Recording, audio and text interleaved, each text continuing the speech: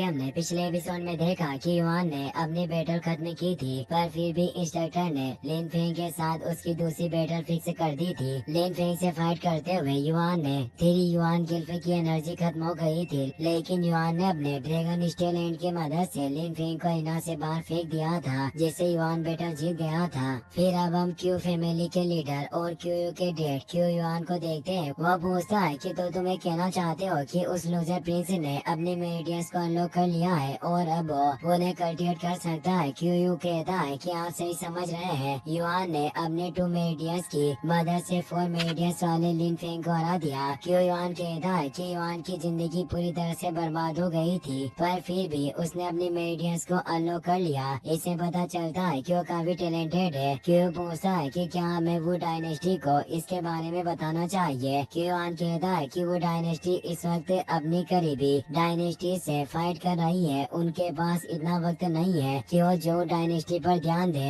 इसके अलावा loser Prince से उसका डिवाइन अवसर छीन लिया गया है और उसकी बॉडी में रिसेंट फुल ड्रैगन पॉइजन है। मुझे नहीं लगता है कि इतनी आसानी से आगे बढ़ पाएगा। वो हमारा कुछ नहीं बिगाड़ सकता है, इसीलिए तुम्हें उसकी फिक्र करने की जरूरत नहीं है। क्यू कहता है कि युआन एग्जामिनेशन में फर्स्ट आ गया है, जिस वजह से सेकंड कोर्ट ज्वाइन करने वाले स्टूडेंट भी अब फर्स्ट कोर्ट को ज्वाइन कर रहे हैं। क्यूआन कहता है कि तुम फिक्र मत करो, हम काफी सालों से इस चीज की तैयारी कर रहे हैं। जो किंग मेरे खिलाफ जाने की हिम्मत नहीं करेगा और युआन अपने 2 मेरिडियंस के साथ हमारा कुछ नहीं बिगाड़ सकता। अब तुम्हें बाद में कुछ भी करके सेकंड कोर्ट को टॉप स्कोर बनाना होगा। इससे ग्रेट जो एकेडमी हमारे कंट्रोल में आ जाएगी और जो किंग की पावर कम हो जाएगी, जिससे वो डायनेस्टी को समझ में आ जाएगा कि हमारी मदद से वो बहुत कुछ कर सकते हैं। फिर हम ग्रेट जो एकेडमी के फर्स्ट कोर्ट का सीन देखते हैं। युआन यूवेई और एक स्टूडेंट के साथ वहाँ जाता है तो फर्स्ट कोर्ट के सारे स्टूडेंट्स युआन को रेस्पेक्ट देते हैं। फर्स्ट कोर्ट का हेड स्टूडेंट यांग जाए युआन को अपने बारे में बताता है और एग्जामिनेशन में उसकी परफॉर्मेंस की तारीफ करता है। Senior student Song Qiu Shui Yuwei के पास आती है, उसकी ब्यूटी की तारीफ करने लगती है,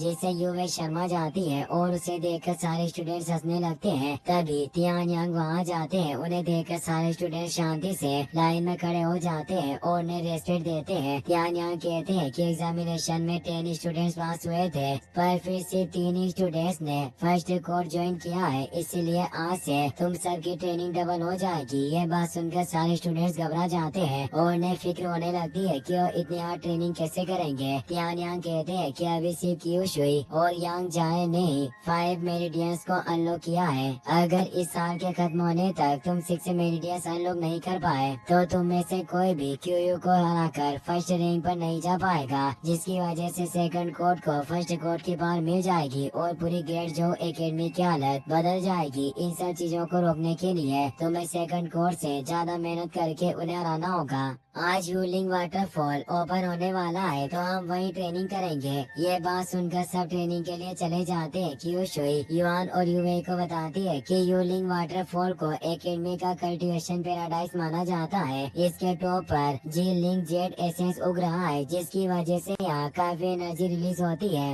ये एनर्जी पानी के फ्लो के साथ ह्यूमन बॉडी के अंदर चली जाती है और मेरिडियंस खोलने में मदद करती है। ये जेट एसेंस काफी अच्छा है और इसकी वजह से मेरिडियंस को कोई भी परेशानी नहीं होती। तियान यांग ने 2 युआन गिल्फ इनग्रेविंग मास्टर्स को वहाँ बुलाया था, इसलिए सारे स्टूडेंट्स अपनी बॉडी पर युआन गिल्फ इनग्रेव करवा रहे थे। युआन क्यू शुई से उनके बारे में पूछता है। क्यू शुई बताती है कि हम सब युआन गिल्फ इनग्रेव करवा रहे हैं ताकि हम यूलिंग वाटरफॉल के जेड एसेंस को जल्दी से एजो कर सके। ये कहकर क्यू शुई गिल्फ इनग्रेव करवाने के लिए चली जाती है। युआन यूवे के वाटरफॉल के पास लेकर आता है। वो कहता है कि अभी सारे स्टूडेंट्स को गिल्फ इनग्रेव करवाने का काफी वक्त लगेगा, तो इतने वक्त हम यूलिंग वाटरफॉल को चेक कर सकते हैं। ये कहकर युआन वाटरफॉल के अंदर चला जाता है, जिससे यूवे घबरा जाती है। पानी के अंदर काफी स्ट्रॉन्ग एनर्जी थी, जिस वजह से युआन को काफी तकलीफ हो रही थी, पर यूवे को इसके बारे में कुछ नहीं बताता और उसे शांत रहने के लिए कहता है। युआन बैठकर उस एनर्जी को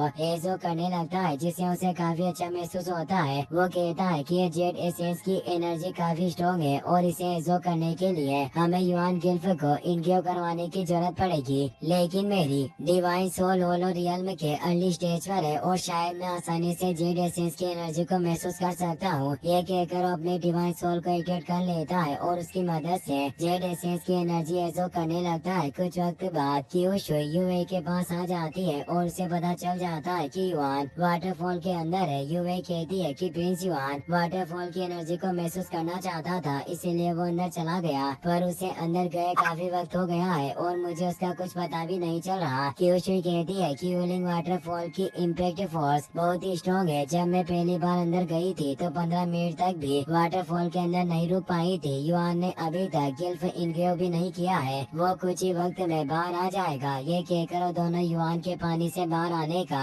इंतजार करने लगती है, मगर 40 मिनट होने के बाद भी पानी से बाहर नहीं आता, जिससे क्यूशुई हैरान हो जाती है और उसे युआन की बहुत फिक्र होती है। वो हेड मास्टर को बुलाने के लिए वहाँ से जाने लगती है, लेकिन तभी युआन वाटरफॉल से बाहर आकर जमीन पर लेट जाता है। वो सोचता है कि जेड एसेंस की एनर्जी काफी स्ट्रॉन्ग है और मैं ज्यादा वक्त तक उसे एजो नहीं कर सका, लेकिन अगर मैं अपनी बॉडी पर युआन गिल्फ इंग्रेव करवा लूँ तो शायद मैं ज्यादा वक्त तक एनर्जी एजो कर सकता हूँ। युआन को सही सलामत देखकर क्यूशुई हैरान हो जाती है। वो कहती है कि पहली बार में तुम 15 मिनट से भी ज्यादा यूलिंग वाटरफॉल में रुक गए, ये सच में बहुत हैरानी की बात है। ये सब बातें करने के बाद युआन और यूवे तियान यांग के पास जाते हैं। युआन उनसे परमिशन लेकर यूवे को अपने साथ लेकर जाता है। युआन कहता है कि मैं तुम्हें अपनी सीनियर सिस्टर से मिलवाऊंगा, तुम यही मेरा इंतजार करना, मैं तुम्हें बुला लूंगा। ये कहकर युआन याओ याओ के पास चला जाता है। यूवे एक चट्टान के पीछे छिपकर याओ याओ को देखने लगती है। याओ याओ युआन गिल्फ की पेंटिंग बना रही थी, जिसे देखकर युआन खुश हो जाता है, पर अचानक याओ याओ पेंटिंग को बंद कर देती है, जिस वजह से युआन को चक्कर आने लगते हैं और वो याओ याओ के पास चला जाता है। ये देखकर यूवे शर्मा जाती है और उसे गलतफहमी होने लगती है। याओ याओ युआन से कहती है कि अभी तुम इतने स्ट्रॉन्ग नहीं हो कि इस लेवल के युआन गिल्फ को देख सको,